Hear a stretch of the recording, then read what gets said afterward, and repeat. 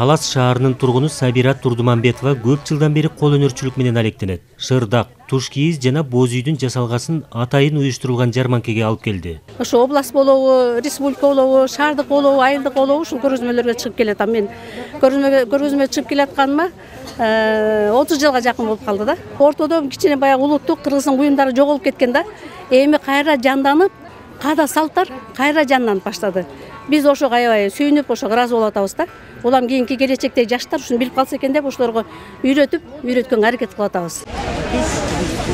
Мындай жарманке жыл сайын 2 рет уюштурулуп келатат. Энелердин байрамына жана карылардын эл аралык күнүнө карата өткөрүлөт. Бишкектеги иш-чарада 100дөн ашык улгайган аялдын эмгектери сатыкка коюлду. Бүгүнкү өтүп жаткан иш-чарабыз энелер күнүнө караштуу жүрөктөн жүрөккө деп атадык.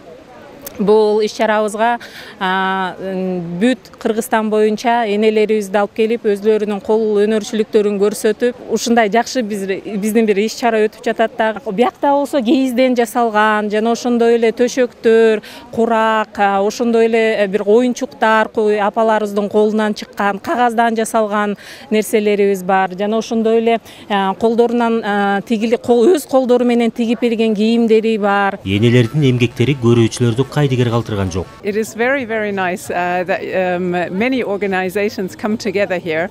Германиядан келдим. Бул маанилүү иш-чара экен. Апалардын эмгектерин көрүп кубанып отурам. Абдан кооз жасалгалар, буюмдар бар экен. Это мероприятие, в принципе, я думаю, устроено, чтобы Каарыларыбызда социалдык жактан активдүү болгону кубандырат. Биз алардын эмгектерин баалай билишибиз керек. Ушунча көп буюмдар апаларыбыздын эмгекчил экенин айгинелеп турат. Бул ирет жарманке өлкөнүн ар дубандарында өтүп жатат. Калыгул Асанбаев, Нуркамил Асанов, Ала Тоо 24.